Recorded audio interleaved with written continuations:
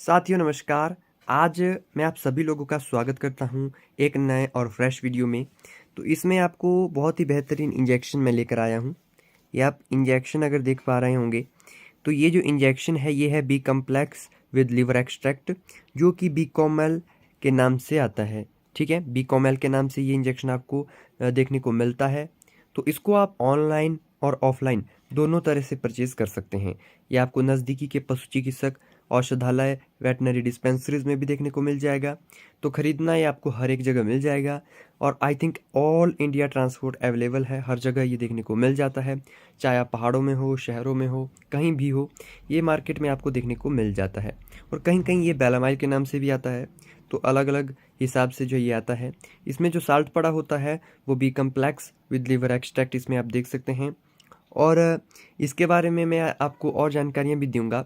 तो पूरी जानकारियाँ दूंगा, क्या डोज रहेगी, किस पशु में आपको ये लगाना है, किस में नहीं लगाना है, और क्या इसका रूट रहेगा, क्या इसके साइड इफ़ेक्ट रहेंगे, क्या ये पशु में प्रेग्नेंट पशु को लगाया जा सकता है या फिर नहीं। तो जितनी भी जानकारियाँ हैं वो शेयर की जाएगी आपके साथ इस वीडियो में। तो आप एक तो इस वीडियो को पूरा लास्ट तक देखिएगा और इसी तरह की वीडियोस देखने के लिए आप हमारे इस यूट्यूब चैनल को लाइक, शेयर और सब्सक्राइब ज़रूर कीजिएगा। तो सबसे पहले हम इसमें बात कर लेते हैं डोज रेट की। तो डोज रेट इसमें क्या रहेगी? तो गाइज़ इसमें जो डोज रहेगी वो जैसे लार्ज एनिमल है तो लार्ज एनिमल में 5 से 10 ml इसका यूज़ किया जाएगा। 5 से 10 ml इसको यूज़ में लाया जाएगा। और इंट्रामस्कुलर और सबकट, इंट्रामस्कुलर और सबकट इन दोनों रूटों से ही ये जो इंजेक्शन है इसको उपयोग में लाया जाता है।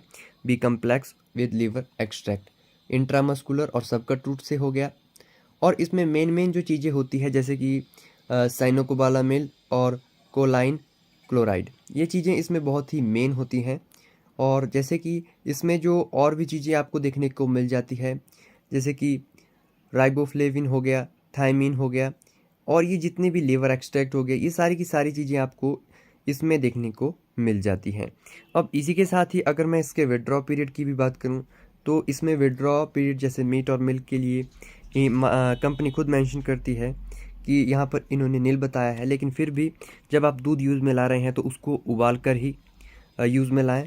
और मीट का भी आप 1 या फिर 2 दिन के लिए आप यूज़ में ना लाएं तो एक बेहतर होता है, क्योंकि कोई भी इंजेक्शन होता है उसका कोई ना कोई छोटा मोटा जो साइड इफ़ेक्ट होता है वो देखने को मिल ही जाता है।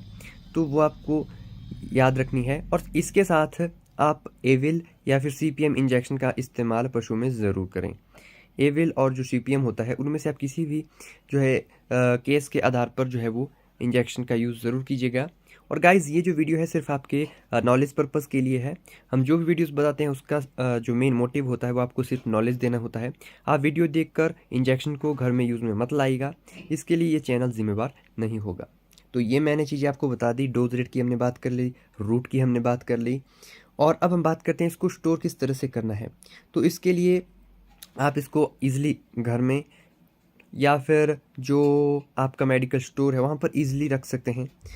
तो बिल्कुल ड्राई और स्टोर कूल होना चाहिए, और बहुत अधिक ठंड या फिर बहुत अधिक गर्मी में भी इसको आपने जो है वो स्टोर करके नहीं रखना है। और इसी के साथ ही साथियों अगर हम बात करें वायल की तो मेनली जो वायल होती है वो हमें 30 ml में भी देखने को मिल जाती है, और 100 ml में भी इस इंजेक्शन की जो वायल होती है वो हमें देखने को मिल ही जाती है। एमआरपी की अगर मैं यहाँ पे बात करूँ तो अभी फ़िलहाल इसकी जो एमआरपी है जो रिसेंटली चली हुई है तो वो यहाँ पे 56 रुपीज़ है। जैसे कि इसका बॉक्स है तो बॉक्स में आपको अच्छी तरह देखने को मिल जा रही होगी। तो 56 रुपये लगभग इसकी फ़िलहाल जो है वो एमआरपी चली हुई है। और इसमें आपको याद ध्यान रखना है कि बहुत अधिक मात्रा में जो हाई डोज़ होती है, हाई डोज़ में कभी भी जो बी कॉम्प्लेक्स का इंजेक्शन है उसको आपने हाई डोज़ में कभी भी अपने पशु को नहीं देना है। और इसके अलावा अगर हम बात करें प्रेगनेंसी की तो प्रेग्नेंट पशु में B complex with liver extract का बी कॉमेल का जो इंजेक्शन है वो आप देख सकते हैं, कोई भी दिक्कत वाली बात नहीं है। ये जो इंजेक्शन है ये पूरी तरह से प्रेगनेंसी सेफ़ है। इसे हम अपनी गाय में, भैंस, भेड़, बकरी और जो बैल होते हैं, भैंसे होते हैं, इन सभी में इस इंजेक्शन को यूज़ में लाया जा सकता है इंट्रामस्कुलर और सबकट रूट से। तो ये जो जितनी भी इम्पोर्टेंट बातें हैं वो मैंने आपको यहाँ पे शेयर कर दी है। और अब हम यहाँ पे बात करने वाले हैं कि ऐसे क्या क्या रोग होते हैं जिनमें हम मेनली इस इंजेक्शन को अपने पशु में यूज़ में लाते हैं। तो गाइज़, ये जो इंजेक्शन है इसको सपोर्टिव ट्रीटमेंट के तौर पर बहुत ज़्यादा यूज़ में लाया जाता है।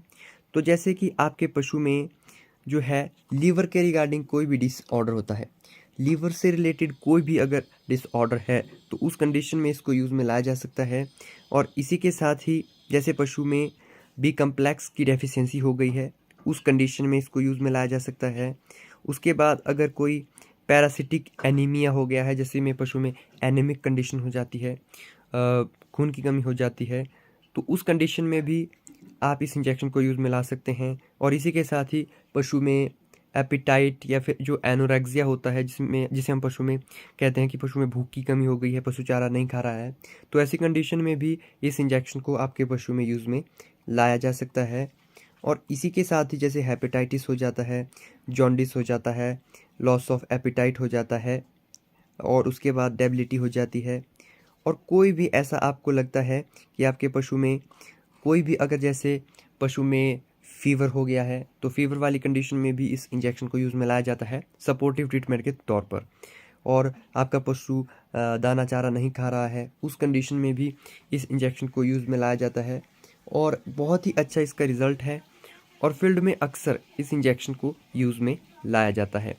तो जितने भी मैंने आपको रोग बताए हैं, इन सभी रोगों में इसको यूज़ में लाया जा सकता है। और बीकॉमएल एल करके जो है वो ये जो इंजेक्शन है ये आपको जो है वो देखने को मिल जाता है। अब साथियों, हम इसमें बात करते हैं कि स्मॉल एनिमल में हमें इसकी क्या डोज रेट देनी होती है। जैसे अगर छोटी बकरी है या फिर छोटी शीप है, छोटी बछड़ी है, तो उसमें आप इस इंजेक्शन को लगभग अगर वो 50 केजी के आसपास का है तो आप उसको 2 ml से ज़्यादा यूज़ में ना लगाएं। स्मॉल एनिमल में आप इसको 2 ml में ही यूज़ में लाएं। और काफ़ी गाढ़ा और घना ये इंजेक्शन होता है, तो फ्रेश नीडल और सिरिंज का ही आपको इस्तेमाल करना है।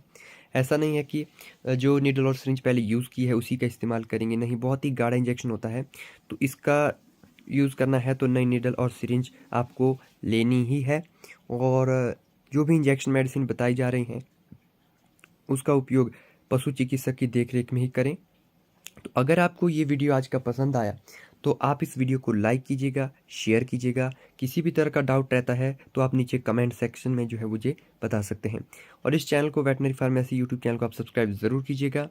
मिलते हैं नए और एक अलग से वीडियो में, नए फ्रेश वीडियो में। तब तक के लिए धन्यवाद। जय हिंद, वंदे मातरम।